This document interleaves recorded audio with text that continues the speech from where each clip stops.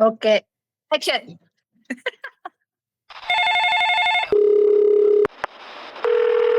Hello, Turn 911. Better together. Halo, geng fiksi. Selamat datang di podcast Author 911 episode 7. Jadi, tepuk tangan dulu untuk kita yang sudah konsisten selama 7 episode. Terima kasih ya buat geng fiksi yang udah nonton dari episode 1 sampai episode yang kali ini. Jadi podcast ini tuh formatnya emang ngobrol santai, jadi geng fiksi akan ikutan ngobrol sama kita, masuk ke tongkrongan kita. Terus pembahasannya sering nggak ada filternya ya Bun ya, tapi mudah-mudahan tetap terarah gitu. Semoga geng fiksi bisa mendapatkan manfaat dan juga hiburan dari apa yang yapping-nya kami gitu. Nah, hari ini kita bakal bahas satu topik yang sangat menarik untuk calon penulis dan penulis yang udah punya buku gitu. Cuman sebelum mulai aku pengen perkenalan dulu. Dimulai dari aku Ayuriana. Ya tau perkenalannya gitu lupa loh aku. Ulang. Cut. Tolong di-cut ya, kamu suka nggak di-cut sih? Ya semua orang tahu kalau Kak Ayu tuh Orlodia gagal lemot. Udah 7 episode kok masih nanya gitu kenalannya. Oke. Aku Ayuriana, penulis yang suka berkebaya dan teman-teman membaca mengenal aku sebagai penulis spesialis cowok green flag. Silakan Kalia. Halo, aku Lia Nurida. Kalau kamu suka baca cerita-cerita yang seru, petualangan dunia remaja, dan lain-lain, kamu bisa baca karyaku. Agnia. Halo, aku Agnia Sofyan, aku penulis. Kenapa malah lihat ke situ? Halo, aku Agnia Sofyan, aku penulis novel multigenre. Kamu boleh baca bukuku kalau suka cerita bertempo cepat dengan tokoh perempuan kuat. Silakan Clara Deviana. Halo, aku Clara Deviana. Aku penulis romance. Ngatain tapi dia sendiri loadingnya kamu. Setelah Aku penulis romance. Kalau kalian suka romance bisa baca buku aku, tapi kalau kalian juga suka yang cerita sedikit juga bisa ke aku. Oke. Sudah semua. Sekarang aku pengen ngajakin teman-teman untuk ngobrol tentang penerbit ya. Hari ini temanya. Jadi kalau geng fiksi belum tahu, kita berempat tuh udah nulis lumayan lama, udah nerbitin beberapa judul buku juga, dan pasti satu sama lain tuh punya pengalaman yang berbeda-beda. Nah, hari ini kita pengen sharing. Pertama kali kita debut itu tahun berapa sih? Coba sebutkan tahun berapa debut jadi penulis, kemudian judul buku pertamanya apa, dan ceritanya gimana waktu itu akhirnya bisa terbit. Silahkan dari yang loadingnya paling lama, Clara Deviana. Jadi pertama kali aku terbit itu aku bukan terbit di GPU, tapi aku terbit dari penerbit yang lahir karena waktu itu Wattpad lagi gede-gedenya. Berarti itu sekitaran kayak Chelsea tuh baru umur setahun apa 2 tahun ya, 2000 aku lupa deh, 2016 apa 2017 gitu loh. Kapan waktu terbitnya aku tuh lupa. Pokoknya di sekitaran tahun itu. Dan itu cukup traumatik ya buat aku. Kenapa tuh? Terbit pertama itu cukup traumatik karena nanti kayak ada pembahasan yang lain ya. Nanti kita bahas di situ aja. Tapi pokoknya istilahnya itu adalah penerbit yang cukup traumatik lah pokoknya istilahnya. Terus judul pertamanya itu aduh menjijikan banget gak sih kalau gue ngomong. Apa guys? Itu judulnya itu Gak jelas banget sih. Masih inget nggak tapi? masih ingat karena masalahnya akhirnya aku naskah itu aku ubah jadi aku remake dengan judul yang lain. Pokoknya jijik banget gue gak usah. Ya udah nggak apa-apa, nggak usah. Oke, Disensor judulnya, pip. Pokoknya tuh kalau yang menemukan aku di Wattpad pertama kali ini adalah salah satu buku dari Bagaskara Family yang ceritanya Alpha Oh. pertama. Jadi buat pembaca aku pasti tahu langsung. "Hah, oh yang ini iya. Tapi itu menurut aku tuh judulnya menjijikan aja gitu. Setelah aku pikirin, ih kok bisa ya gue bikin kayak gitu gitu. Soalnya akhirnya aku remake, ceritanya juga aku remake. Coba Kalia gimana ceritanya? Masih inget nggak judul pertama? Masih novel ya. Debut novel ya. Tahun 2013 di Diva Press. Judulnya ini judulnya menurut aku juga kalau sekarang apaan sih gitu. Judulnya tuh Let Me Love, Let Me Fall. Padahal nggak kenapa-napa apa. Nggak apa-apa, judulnya Tapi normal. tapi lucu aja Masih menurut aku. parahan punya gue. Serius masih parahan punya aku. Gak usah ngomong gitu. Cuma dulu tuh kalau dulu tuh Let Me Love, Let Me Fall gitu. Kalau sekarang buset panjang banget ya. Aku ngerasanya gitu loh, kayak itu beneran ada artinya gak sih kayak gitu. Tapi ya itu debut pertama tahun 2013-an di Diva Press Jogja. Bagaimana bisa terbit itu, jadi dulu Diva Press itu lagi ada pencarian sinopsis gitu di Twitter. Saat itu Twitter lagi gede-gedenya kan. Terus CEO Diva Press lagi kayak nyari naskah-naskah kayak gitu. Aku ikut-ikutan kirim aja. Ternyata beliau suka dengan ceritanya. Cuma saat itu ya nanti cerita lengkapnya di mungkin yang selanjutnya. Agnia gimana Agnia? Itu bukunya ya di belakang? Bukan? Ini ya, Heeh. ya. Berarti aku ya emang yang paling junior di sini ya, Shifu Sensei. Terima kasih ya sudah membiarkan aku masuk ke circle. Aku tuh nulis mulai banget 2019, novel kalau dibilang novel pertama tuh sebenarnya itu Jerat judulnya. Novel misteri thriller pembunuhan gitu deh, tapi itu waktu itu aku taruhnya di Storyal Premium gitu. Jadi lumayan lah ada pemasukan dikit lah dari situ gitu kan, yang beli, bayar dan sebagainya. Cuma kalau yang novel bener-bener dicetak itu ini si Margo dan Rahasia Setengah Abad ini gara-gara aku ikut lomba The Writer Show-nya GWP, Gramedia Writing Project, terus diterbitin sama MNC. Tapi MNC-nya bukan MNC Haritanu ya, MNC Gramedia. Terus imprintnya tuh di bawahnya tuh ada penerbit Clover khusus untuk novel-novel ringan gitulah. Nah Margo ini 2021 gitu. Jadi mulai banget nulis 2019, nerbitin sendiri gitu di Storyal. Terus kalau yang benar-benar jadi buku si Margo ini nulis tahun 2020, jadi buku tahun 2021 gitu. Itu kamu apa TWS tuh GWP punya kan ya? Bener kan? Iya GWP punya. Oh, Kayaknya waktu zaman Mahlia sama Kak Ayu namanya masih GWP doang gitu kan. Iya.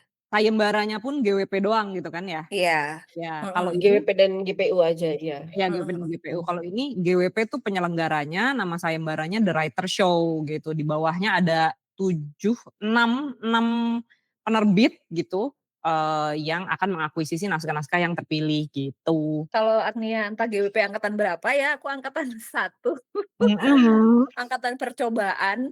Jadi aku terbit pertama di Gramedia Pustaka Utama itu Teater Boneka judulnya, tapi nulisnya bertiga. Jadi GWP yang itu tahun 2014, nulisnya bertiga. Jadi kita tuh pemenang GWP 1 kan ada 9. 9 tuh dibagi 3 grup. Jadi Metropop, Thriller, Teen Lit kalau nggak salah. Benar.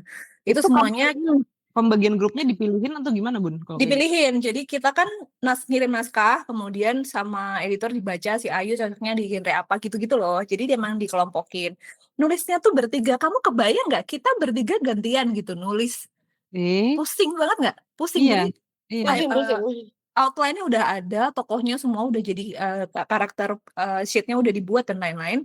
Tapi kemudian nulisnya gantian. Aku bab 1, Kalia bab 2, Agnia bab 3 gitu terus sampai tamat. Stres banget itu. Gitu. Jadi itu adalah novel debutku di Gramedia Pustaka Utama. 2014 berarti? 14 ya.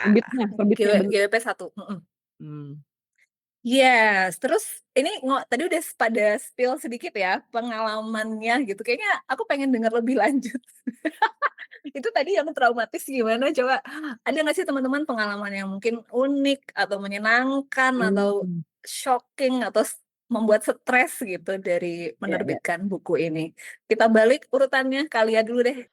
Iya tadi novel debutku Let Me Love Let Me Fall di Fapres ya. Kalau misalnya ada yang dengerin episode sebelumnya, aku pernah cerita soal aku terinspirasi sama temanku yang apa namanya, temen kuliahku yang sama Hmm. jurusannya itu, yang Oh. dulu aku pikir kalau nulis novel kayaknya harus sastra atau apa gitu, ternyata oh enggak, anak teknik juga bisa kok gitu. Nah, dia kan di Divapres, jadi mungkin aku ngelihat, oh aku follow Divapres juga deh gimana caranya kayak gitu kan. Nah, loloslah itu sinopsisku di pencarian novel waktu itu di Twitter. Tapinya adalah sebenarnya ceritaku itu lokal, setting-nya di Bandung. Gitu. Cuma di era itu kayak, K-fiction tuh lagi naik banget. Jadi Grasindo bahkan punya novel-novel K-fiction banyak banget kan saat itu nerbitin gitu dan sepertinya, penerbit lain juga kayak, "Oh kayaknya K-fiction oke nih." Jadi aku kayak dibilang, "Kamu mau nggak kalau, sinopsismu ini kemudian diubah menjadi setting Korea gitu, jadi Hmm. K-fiction." Hmm. Aku di tahun itu sangat buta Korea, aku bahkan belum nonton drakor, guys. Eh, Gitu. Jadi kayak, gimana caranya aku gitu, aku belum K-pop-an. Kayaknya udah dengerin lagu K-pop, tapi aku belum yang ngerti apapun gitu loh, kayak casual Tapi aja. cuman Aku belum setting aja, Kak? Atau harus idol? semua, harus apa? Bukan Harus apa? idol tapi? Oh bukan idol, K-fiction Oh, aja. oke oke. Jadi dulu tuh ada masanya tuh, setting Korea dengan tokoh Korea tuh sangat rame banget gitu. Terus akhirnya aku bilang aja padanya kalau aku tuh nggak terlalu ngerti dan ya aku akan riset gitu, tapi boleh nggak kalau salah satu tokohnya, orang Indonesia aja gitu, karena Ilana Tan saat itu juga ada tokoh orang ya banyak Indonesianya tuh. kayak gitu kan. Bener bener Hmm. bener. Iya, di era-era itu tuh makanya setting luar negeri, setting Korea tuh rame gitu. Akhirnya dibolehin, jadilah, novel itu, satu tokoh utamanya namanya Jun, itu cowok Indonesia yang, lagi kerja di Korea gitulah. Ceritanya aku jujur aja lupa tentang apa ya gitu. Cuma yang bikin agak syok saat itu pengalaman debut pertama, di penerbit yang, sebenarnya di Fapres itu kan megang cukup besar ya namanya untuk buku-buku non-fiksi sebenarnya dan mungkin mereka waktu itu lagi merambah ke fiksi gitu.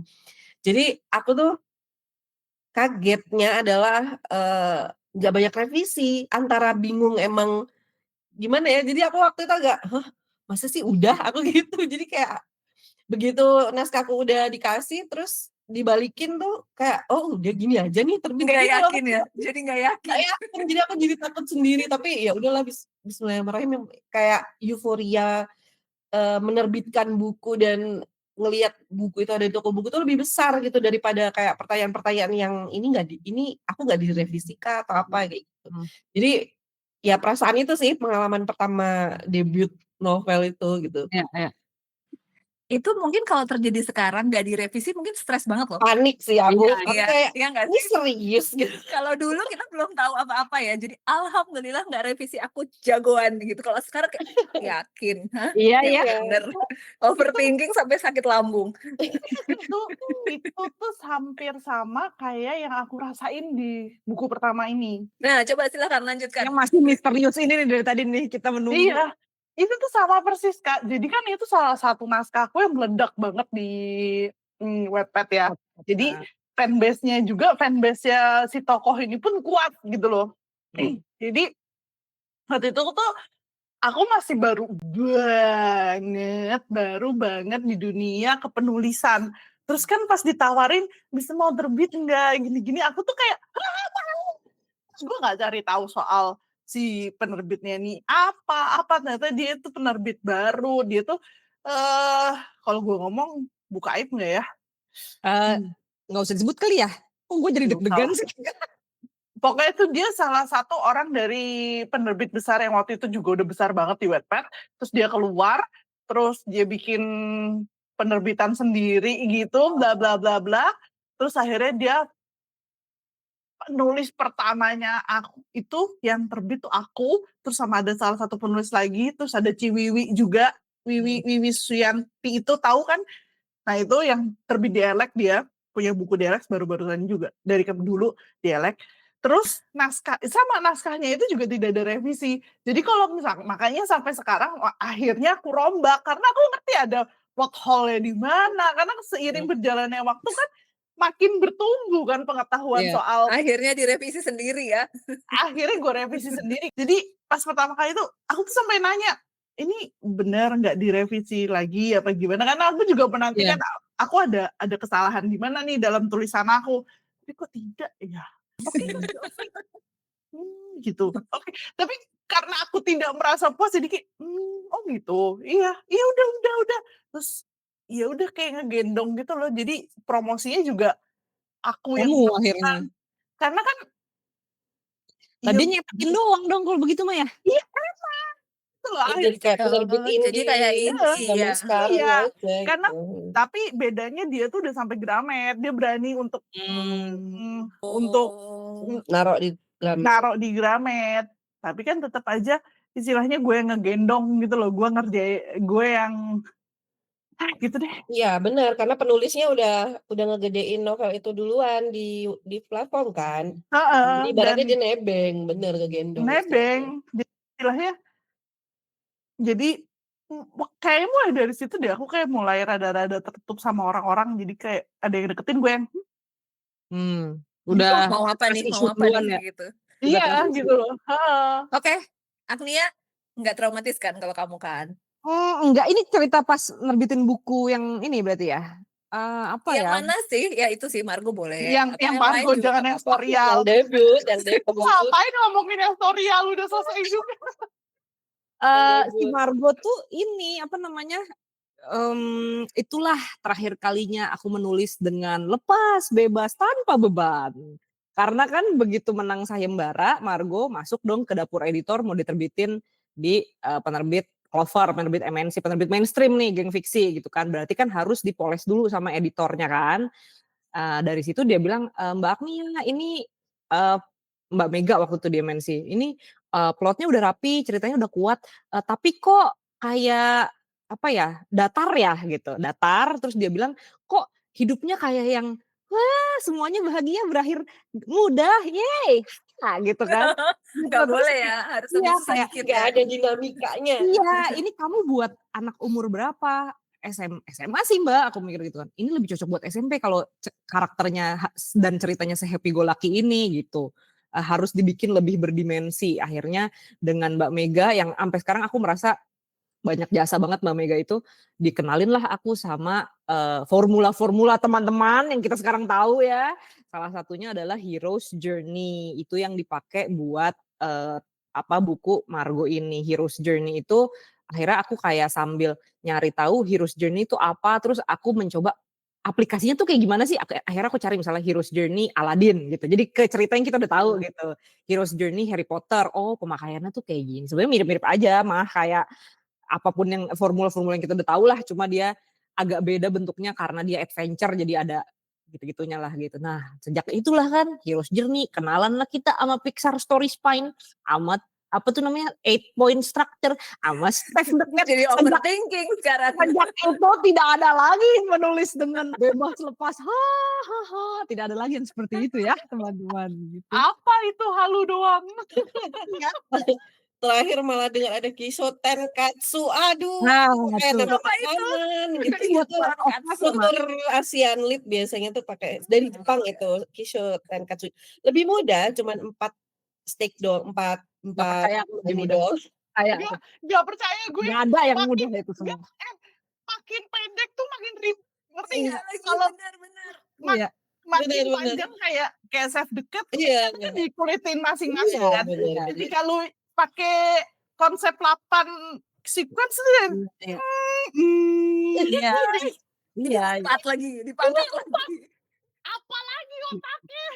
Ki apa gitu, so apa, ten apa, su apa Itu gitu. terus tengah-tengahnya kita suruh Oke, bikin sendiri. Ya benar. Jadi ini gini. Kita disclaimer dulu. Geng fiksi, bagi yang baru mau nulis, yang mendengarkan ini karena aku mau belajar nulis deh.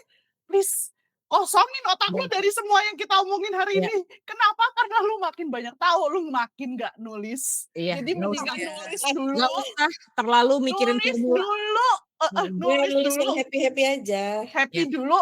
Ketika lu udah berhasil kata tamat, terus goalsnya udah ketemu nih, pengen nerbitin, oke goalsnya ada, baru lu belajarin formula. Kalau enggak lu stuck. Nah, Serius. Nulis-nulis nanti ya. Iya, benar-benar Ya, setuju. Aku itulah. aku apa ya? Artinya sudah selesai. Udah. Aku cuma bilang itulah. Itu Margo adalah enggak akhir. Aku nggak nulis. traumatis ya, tapi Iya. alhamdulillah tidak Alhamdulillah. traumatis. Iya. Kalau aku tantangannya novel pertama tadi yang udah aku ceritain, 3 orang nulis gantian itu. Tapi emang pinter sih editorku, Cihetih waktu itu dari Gramedia Pustaka Utama. Emang udah dipilihin yang gaya nulisnya cocok, jadi nggak yang lompat banget, paling penyesuaian sedikit-sedikit. Tapi kalau orang yang sensitif pasti akan tahu ini Ayu, ini Emilia, ini gitu. Jadi pasti kebaca. Tapi aku mau cerita satu yang agak membagongkan, tapi bukan dari novel debutku. Dari novel yang lain aku tidak akan sebutkan. Silakan teman-teman geng fiksi yang udah baca novelku buka satu-satu ya. Jadi ketika udah ditandatangan sama aku berapa ratus eksemplar, terus aku Kenapa buka, sih? wah bahagia sekali gitu. Ternyata ada typo, bukan typo lagi, dan itu tuh gede banget, super gede, dan gak ada yang notice, semua orang gak ada yang notice selain aku. Sabun? Tiap kali nggak boleh, nanti kamu cari sendiri. Ini nggak memang ngaruh nggak? Maksudnya kayak Aku tahu lagi. misalnya kamu nggak notice, kalau yang notice kamu, yang lain nggak notice berarti nggak Enggak ngaruh. sih, nggak ngaruh. Cuman gede banget. Jadi huruf biasa segini, dia tuh segini. Jangan dibuka sekarang. Oh, visual. Jangan. No. Biar geng fiksi tolong ya ditulis di Soalnya- kolom komentar kira-kira kalau Kalau mau tahu, berarti beli semua harus buku baca, harus baca buku-buku Ayu. Harus beli buku Ayuriana semua. Kalau Tapi bisa double baru cek. bentar. Kok gue juga suka pikiran kalau Kak Ayu merasa visual itu aja mengganggu, apalagi aku, karena second chance itu banyak banget typonya.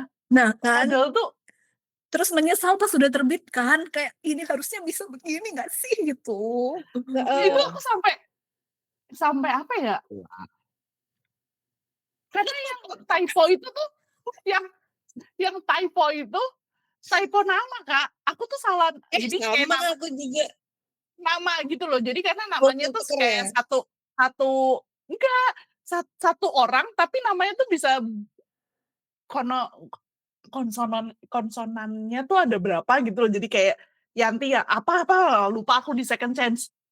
Terus ini sampai ada banyak banget yang notice kan, karena banyak typo-nya tuh, sampai kalau misalnya ada yang review apa terus aku sampai ngomong gini, makasih ya udah baca, maaf ya kalau misalnya aku banyak di second chance ini banyak typo-nya, maaf ya gitu, sampai kayak gitu Aku di Caramel Love Recipe itu juga ketuker gitu, namanya kan Satria sama Sadam, cowok-cowoknya kan. Jadi kayak yang seharusnya Sadam itu, jadi ada satu kayak ini scene Sadam dan Carmel, tapi entah di tengah-tengah itu ada tulisan tiba-tiba Satria. nama Sadamnya jadi Satria aja gitu. Aku inget banget ada yang komen, jadi kebanyakan pembaca Caramel Love Recipe itu tim Satria sebenarnya, tim second lead-nya itu lebih banyak. Jadi mereka tuh ada beberapa yang bilang gini, bahkan penulisnya aja nggak bisa move on kan dari Satria gitu, sampai salah nama gitu. Tapi kalau Caramel waktu itu aku memang nggak terlalu banyak megang, jadi aku kayak waktu itu aku seingatku aku nggak dikasih layout deh.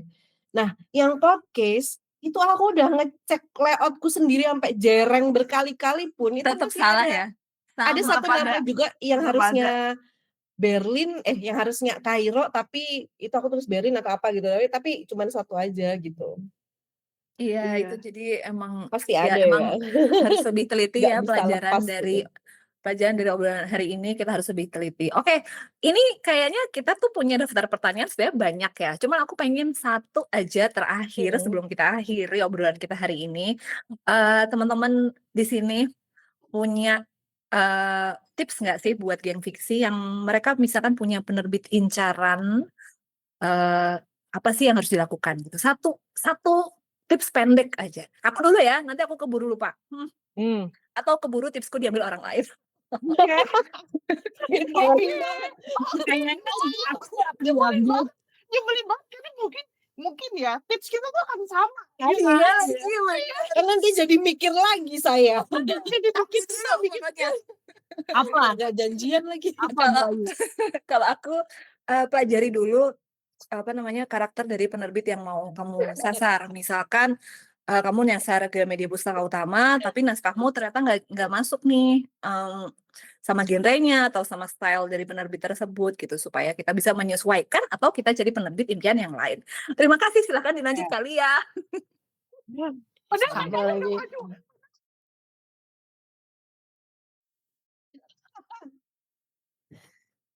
Ya udah. Kalau saran aku, kalau misalnya kamu punya sasaran penerbit mayor atau indie atau pokoknya kamu punya sasaran penerbit, coba deh kulik, siapa tahu mereka punya kompetisi atau lomba atau fast track untuk masuk gitu, karena itu salah satu kunci yang bisa bikin kamu lebih cepat dinotis. Itu saran. Oke, sudah diambil mama. Oke. Tapi benar, setuju dengan Kak Ayu dan Mahlia. Paling kalau nyebelin gue nggak dapet paling kalau dari aku penerbit incarannya itu definisinya diperjelas dulu gitu. Jadi jangan terlalu fokus juga cuma ke satu penerbit ini aja, terus akhirnya menutup kemungkinan ke penerbit lain yang juga mungkin sama bagusnya. Yang penting yang dilihat itu justru adalah apakah penerbit ini kredibel apa enggak. Jangan sampai ada pengalaman traumatik atau track recordnya kurang bagus dan sebagainya. Insya Allah kalau misalnya dari penerbit yang namanya udah besar gitu kan, kita tahulah gitu yang ada di toko-toko Gramedia gitu, misalnya Kompas Gramedia, Bentang, Mizan, ya sejenisnya gitu, Gagas gitu. Itu mungkin bisa dibilang lebih gampang nih dipelajarin dan apakah ini akan ideal gitu buat jadi penerbit kamu. Atau kalaupun penerbit indie itu juga banyak yang sebenarnya bagus-bagus dan track recordnya bagus, bisa dilihat dari akun sosial media gitu. Jadi yang penting perhatikan aja reputasi dan ininya lah ya, image-nya si penerbit itu gitu. Yes. Oke. Silakan. Kalau aku caper. Ketika lu udah ada penerbit inceran, coba caper. Kalau misalnya incerannya ke GPI Group, sekarang GPU itu sudah ada GWP website GWP apa ya? GWP kan bener kan ada wadah untuk menaruh naskah yang dimana editor itu berkeliling. Coba taruh di sana dulu, siapa tahu kalian berjodoh di sana, karena ada banyak kan yang menaruh di GWP dan berjodoh karena editornya tertarik. Tapi yang jelas lo harus caper aja gitu, caper dalam tanda kutip dan positif ya, untuk menghasilkan karya itu.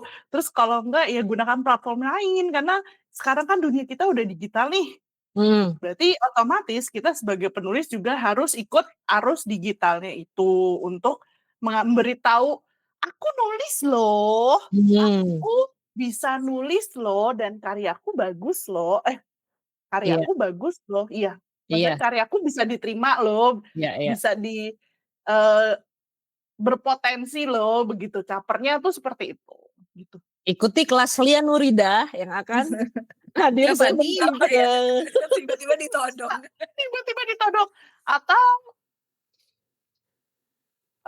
langsung berguru ke Kanyanya juga bisa. Ditodong semua, kita bikin retret aja. Retret. Atau dengan kita berempat.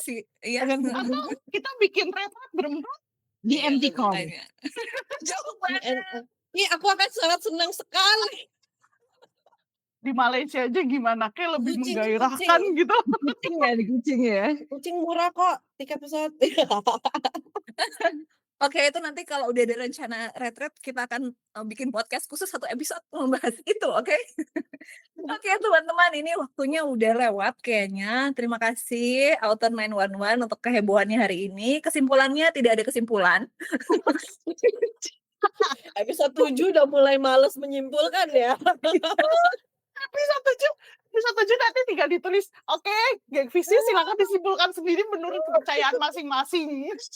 Aduh. Iya, tapi intinya dari obrolan kita, menerbitkan buku, menjadi penulis dan menerbitkan buku itu menyenangkan. Jadi nggak perlu kebanyakan overthinking terutama buat teman-teman yang masih baru mulai. Nanti overthinking-nya 10 tahun, 11 tahun kemudian boleh. Oke. Ah. Terima kasih semuanya. Silakan kalian ditutup. Iya, dia lupa. Kan soalnya kita seminggu Minggu kemarin guys syutingnya, yang minggu lalu syuting 2 kali. Oh ya, Outer 911 better Better together. Lupa together.